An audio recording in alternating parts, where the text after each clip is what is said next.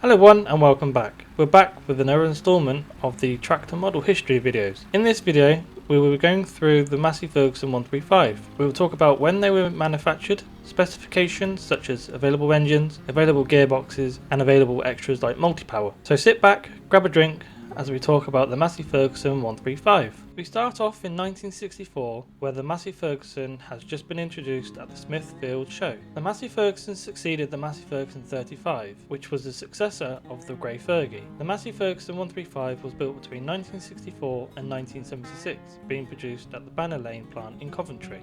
The early models of the Massey Ferguson 135 came with a 6-speed gearbox, a 45 horsepower 2.5 litre Perkins AD3 152 3-cylinder diesel engine, or a Perkins AG3.152 petrol variant. The 135 also came with the usual grey and red colour scheme, but the rims were red. However, in the later year of productions, they did change the rims to grey. The design of the Massey Ferguson 135 was a new fresh look, with the boxy design from the bonnet and the 135 part being put in the circular badge. It also came with round wings in the early years of production, then moving to square wings from 1967.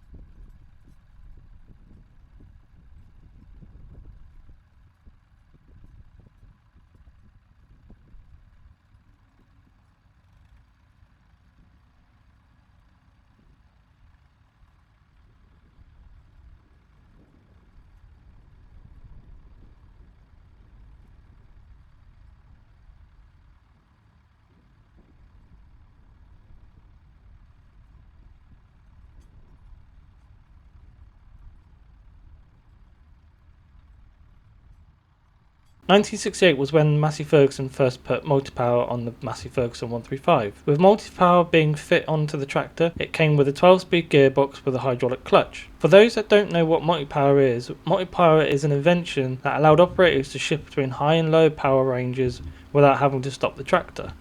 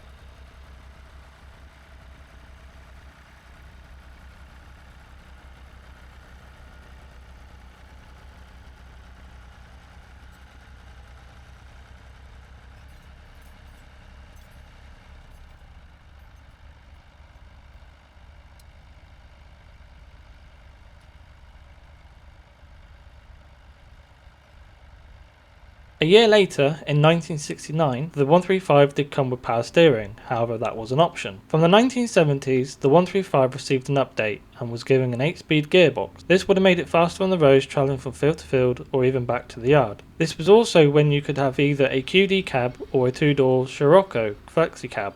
Of course, you could have a Lamborn cab, but you would have to add that as an extra. These cabs wouldn't have come from the factory.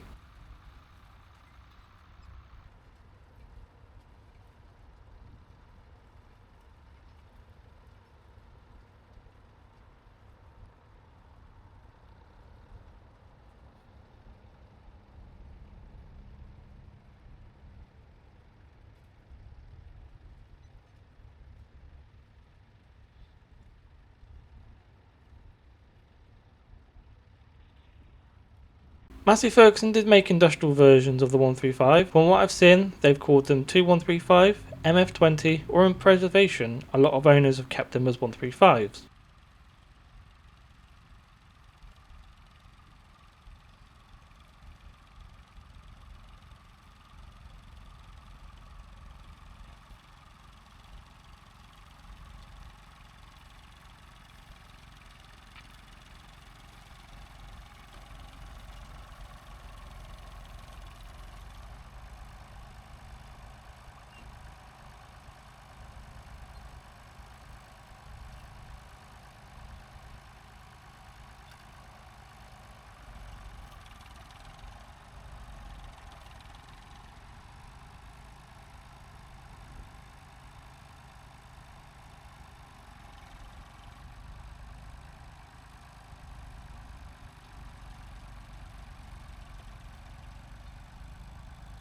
Also, four-wheel drive versions were made of the 135, but I've not been able to find any information as to who made the conversion kits. The 135 also came in Vineyard versions and road crop, with this different road crop version being shown now. As I'm sure you will all know, the Massey Ferguson 135 is still being enjoyed by enthusiasts. You can see them at shows or at plough matches. With the 135 being a light tractor, they are perfect for ploughing, which we've seen throughout this video.